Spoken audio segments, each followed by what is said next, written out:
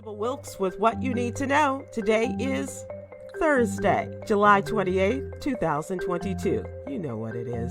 Happy Friday Eve, y'all.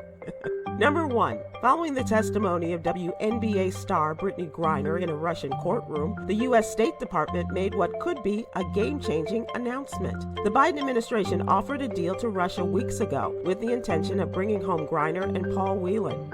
AP reported it's not known if the substantial offer was enough for Russia to release the prisoners. The 52-year-old Whelan was arrested in Russia in 2018 on spying charges. The corporate security director was sentenced to 16 years in prison or labor camp in 2020. Number 2. Historian Henry Louis Gates Jr. announced this week that he will oversee the new Oxford Dictionary of African American English as editor-in-chief. Dr. Gates proposed the new dictionary as a joint venture of the Oxford University Press and the Hutchins Center, after he was approached about the representation of African American English in existing Oxford dictionaries. Dr. Gates currently serves as director of Harvard's Hutchins Center for African and African American Research. Number 3. Republican Texas Governor Greg Abbott's executive order that forbids school districts from imposing mask mandates on schools to prevent the spread of COVID-19 has been upheld by a divided federal appeals court panel.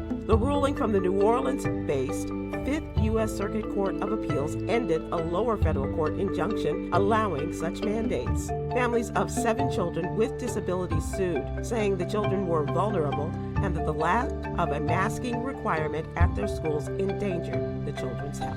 Number 4.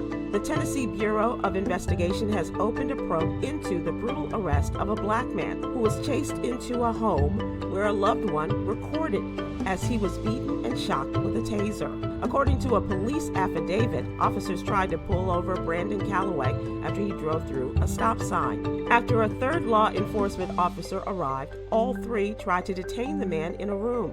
When he exited the room, his face was bloodied. Calloway is charged with evading arrest, resisting, disorderly conduct, failure to stop at a stop sign, and speeding. Number 5. After weeks of delays, nearly 800,000 doses of the monkeypox vaccine will soon be available for distribution, according to U.S. health regulators. The announcement came amid growing criticism that authorities have been too slow in deploying the vaccine, potentially missing the window to contain what could soon become an entrenched infectious disease. Nearly 2 weeks ago, the FDA said it had finished the necessary inspections at Bavarian Nordic's facility in Denmark, where the company fills vials of the vaccine. Here's your daily inspiration from Yogi's Jewels. Remember, your mindset will shape how you see, think, and feel about your life. Be positive. Yes, ma'am. Join me today live on YouTube and Facebook at 7 p.m. Eastern, 6 p.m. Central with the one and only J. Anthony Brown as we discuss today's top headlines and more.